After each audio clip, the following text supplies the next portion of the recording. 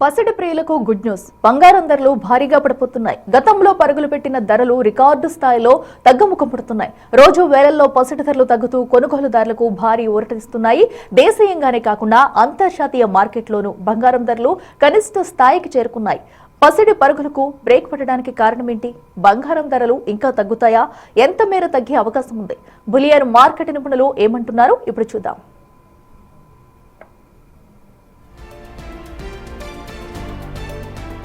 బంగారం, వెండి ధరలు భారీ స్థాయిలో దిగివస్తున్నాయి. తాజాగా హైదరాబాద్ లో 10 గ్రాముల మేలిమి బంగారం 2130 రూపాయలు తగ్గి 1,45,640 రూపాయలకు చేరింది.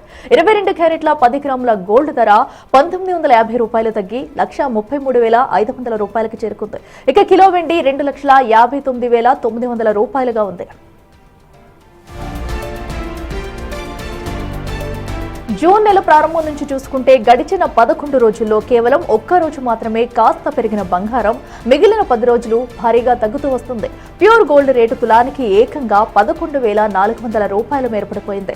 916 కేడీఎం బంగారం ధర 10,000 రూపాయల వరకు దిగివచ్చింది. ఇక పసిడి ధరలు మరింత తగ్గే అవకాశం ఉందని అంటున్నారు నిపుణులు. రాబోయే కొద్ది రోజుల్లో ధరలు మరో 3 నుంచి 5% వరకు తగ్గే అవకాశం ఉందని అంటున్నారు.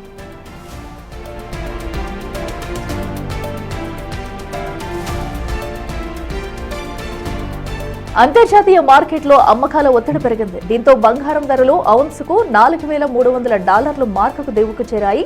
అలాగే అమెరికా ద్రవ్యోల్బణం కారణంగా ఫెడ్ వడ్డీ రేట్లను పెంచే అవకాశం ఉందని అంచనాలు పెరగడంతో పెట్టుబడిదారులు బంగారం నుంచి వెనక్కి తగ్గుతున్నారు.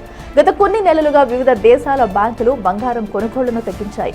అలాగే భారత్లో పెళ్లిళ్ల సీజన్ లేకపోవడంతో దేశీయంగా మార్కెట్లో బంగారం కొనుగోలు తగ్గినట్లు బులియన్ వర్గాలు చెబుతున్నాయి.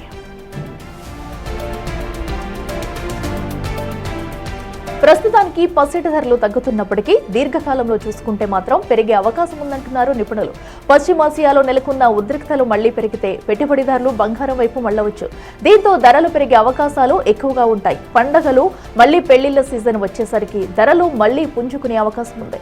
ధరల్లో కనిపిస్తున్న ఈ తాత్కాలిక తగ్గుదలని బంగారం కొనాలనుకునే వారు ఒక మంచి అవకాశంగా భావించవచ్చు.